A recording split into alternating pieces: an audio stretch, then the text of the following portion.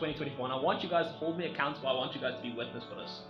2024, I'm going to develop a damn video game. It's time to play the game. Time to play the game!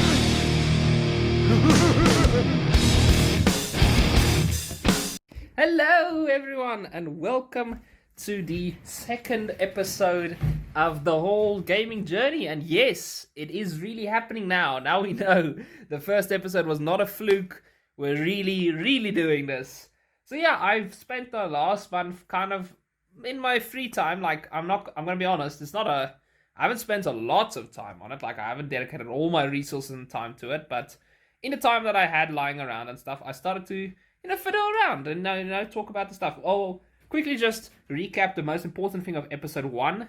Instead of episode 1, we wanted to establish the, what we were going to make, specifically the game. And we boiled it down to 3 things: genre, gameplay, setting. And in that first episode, we said basically, okay, at the time I was playing Red Dead Redemption, so I decided on a Western, which means that the setting sorts itself because it's a Wild West, and the gameplay I decided I would make a cute little 2D sort of game. Just a cutesy 2D game, not like a platform or anything, literally just to make a little 2D game where you can roam around and interact with things in the town or whatever. And yeah, we'll take it from there. So that was all that sorted. The second one was to get the game engine. At that point, I said it was between 2 of them. That would be Godot and GameMaker. And I ultimately chose GameMaker because it was more fresh on the concept, but Godot would have worked all the same. I could have even made it a little bit 3D then, but I decided on GameMaker just for this. And it's going well. I'm going to move over to the code now so that you guys can just get an idea of it, and I'm going to step you through my process. But for now, here is a little clip of the completed game at this point. Like, well, it's stated code at this point. As you can see, there is some buildings, and we've got some stuff in, and it's a complete little map, and my guy's moving around. Now, you might notice that the one thing is his animation doesn't actually stop, so I'm just going to pretend he has restless leg syndrome, because I thought it would be funnier to leave the animation like that. And, we've got a little scene and stuff. You can't interact with anything yet, you can just move around the map, but I thought this was the point that I wanted to do, and then what we're going to do from each episode from here on now, we're going to give each building a purpose and its own interactions and stuff. So that's going to be lovely. So now that you guys know the gist of it, let's jump right into the code and write what I've been doing since episode 1. So here is my little workspace. As you can see, we have the view here of the, well, they call it a room, which is essentially the map of the game that you're currently interacting with, because obviously you can have multiple parts in a map, i.e. multiple rooms. So here it is right here.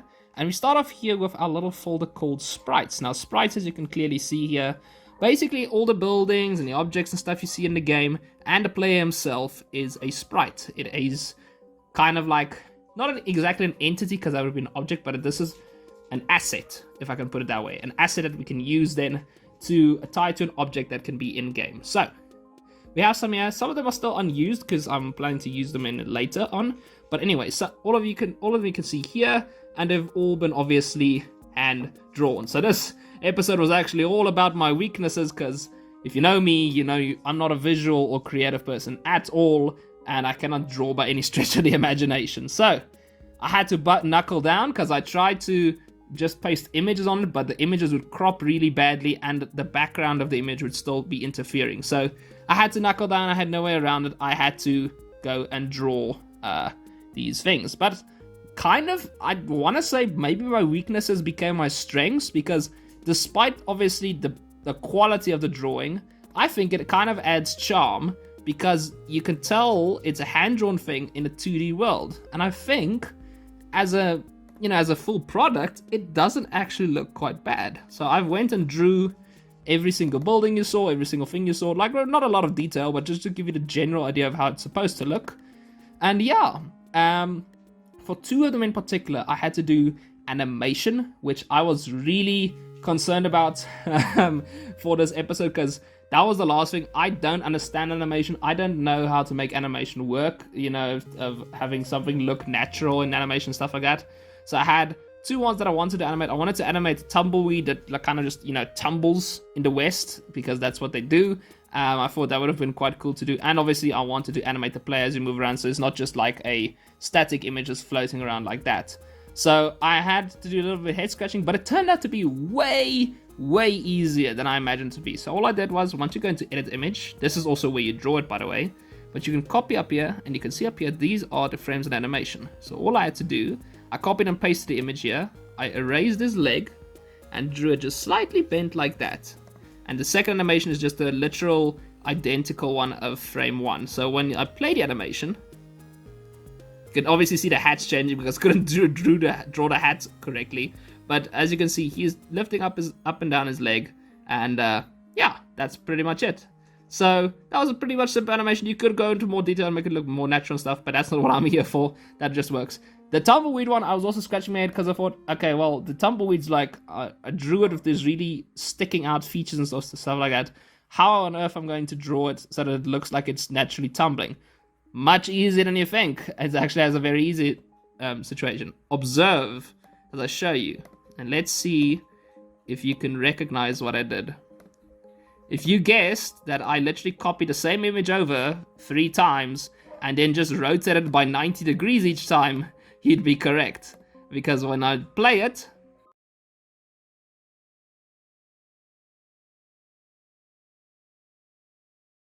it has the natural animation of a rolling tumbleweed.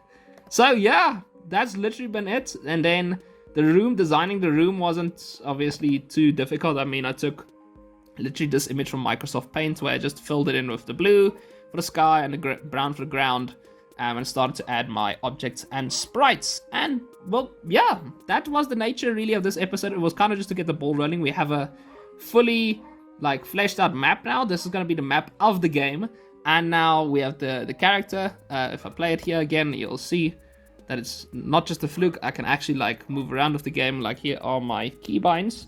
I shall show you code now, actually, now that I think about it. But as you can see, I can move around the map and all that. And there goes the little tumbleweed, as you can see it tumbling along as I'm moving around the map, back and forth. And I thought, like, a cool little thing. I don't want to put... You could put natural borders on the map, but I thought we could make like a classic video game. If I go around there, you can see my character come around there. And if I go back the other way, you can see him come back that way. So yeah, that was mostly what I wanted to do. And how the game is currently functioning. That is the basic setup. The code, not too difficult at all. It was basically mostly attributed to the key presses because of the movement. I didn't really plug it for the WASD keys because I felt too confused because it's a side scroll. So I'm focusing on the arrow keys here, which I think is okay. But I'll show you quickly a little sneak peek of the code because only really the 2 moving ones have code attached to them, obviously, at this point. We can figure out the other ones later. But all it did was basically, I had one for if you're holding down, like say for example the left key, this one adds motion which makes it move, and this one wraps it around the room. So if you go off the left side of the map, you come through the right side.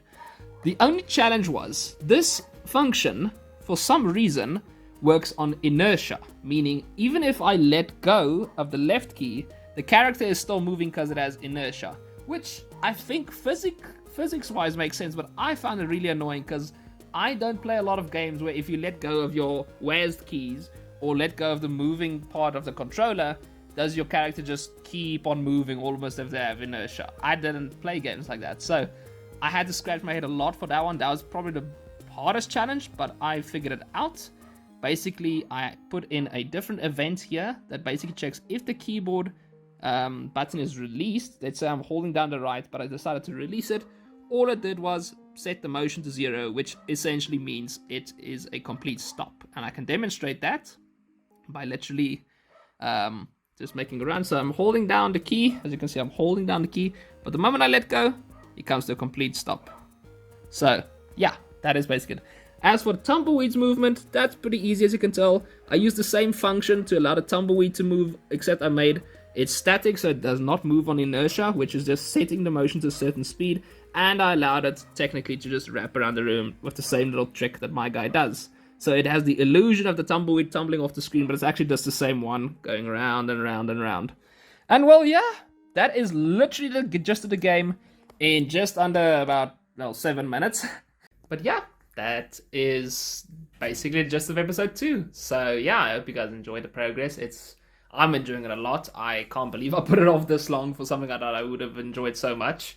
But yeah, so the next episodes, as I mentioned, we'll be focusing on the buildings getting each of them their own custom little room or map and a few things to do. and we'll take it from there. But again, thank you guys for watching. Thank you for all the support I've received. I enjoy having this journey with you, and I hope you guys are enjoying watching this journey. But until the next one, you guys stay safe, game on, and I'll chat to you soon.